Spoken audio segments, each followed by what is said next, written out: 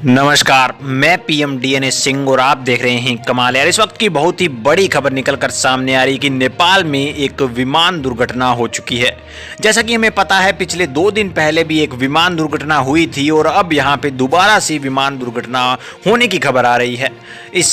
यहाँ पे प्लेन में एकदम बुक थी, एक सीट भरी हुई थी ये यात्रियों की। हम जानेंगे कि क्या यहाँ पे सेफ लैंडिंग करवा दी गई या फिर कुछ हादसा भी हुआ। इसके अलावा इस जो विमान था उसमें कितने यात्री थे, इन सभी का जिक्र करेंगे। तो वीडियो के अंत तक बने रहिए और अगर आप चैनल पे नए हो तो चैनल को सब्सक्राइब करके बेल आइकन दबा लीजिए ताकि आपको अगला अपडेट भी सबसे पहले मिल सके। तो चलिए वीडियो को शुरू करते हैं।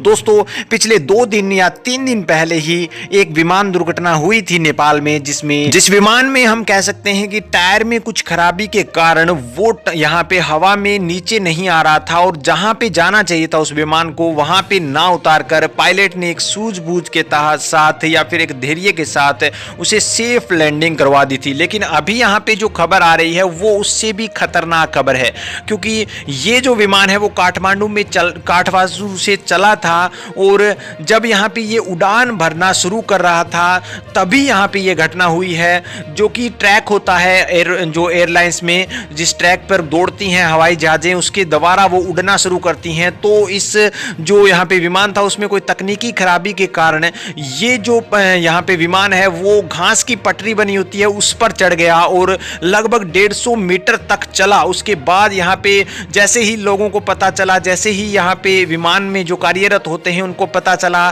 तो पायलट को खबर की गई और पायलट ने एक सेफ तरह से इसे रोका। यानी कि अगर कह सकते हैं थोड़ी सी देर और पता नहीं चलता तो यहाँ पे विस्फोट होने का भी खतरा बन सकता था, क्योंकि प्लेन है वो इस प्रकार से एक इनरेशिया में चल सकती है। ऐसे कह सकते हैं कि जो जड़त्व होता है वो ज्यादा सहन नहीं कर सकती और अगर जड़त्व और ज्यादा बढ़ता तो जाहिर सी बात थी कि ये उड़ने से पहले ही क्रैश हो जाता। लेकिन अभी यही बताया जा रहा है कि प्लेन में कुल 80 यात्री थे, लेकिन अभी तक उनकी कोई भी क्षति की बात नहीं की जा रही है। हो सकता है कई एक आधे जो यहाँ पे यात्री थे उनको थोड़ी बहुत चोट आई भी होगी, लेकिन अभी तक ऐसी कोई भी रिपोर्ट हमारे सामने नहीं आई है। और शेरेपा ने कहा है कि ये अंतर्राष्ट्रीय विमान है, श्री जो एयरलाइंस है उसका था और त्रिभुवन अंतर्राष्ट्रीय हवाई अड्डे के जो टैक्सीवे में लगभग 10:30 बजे फिसल गया था।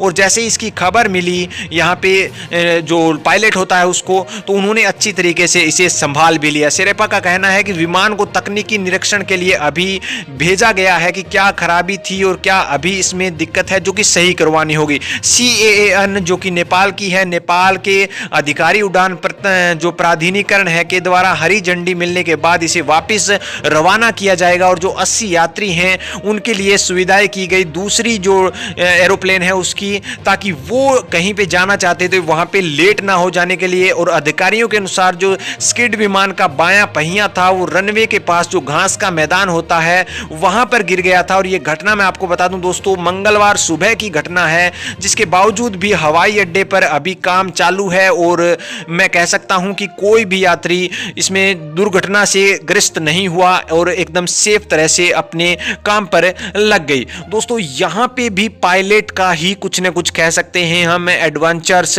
या फिर एक बहादुर पायलट की निशानी कह सकते हैं, जो कि प्लेन है वो नीचे उतर गया था पटरी से, उसके बाद भी सेफ तरह से उसे रोकना और धैर्य के साथ रोकना बहुत बड़ी बात हो जाती है। दोस्तों, पिछले 2-3 दिनों में ही ये 2-3 घटनाएं क्या संकेत देती हैं, अपने विचार कमेंट सेक्शन में जरूर लिखिए। चलिए आज के लिए इतना ही रखते हैं, आगे कोई नया अपडेट मिलता है तो फिर आपके सामने हाजिर होंगे। तो वीडियो को लाइक कीजिए, शेयर कीजिए और अगर आप चैनल पे नए हो तो चैनल को सब्सक्राइब करके बेल आइकन दबा लीजिए ताकि आपको अगला अपडेट भी सबसे पहले मिल सके।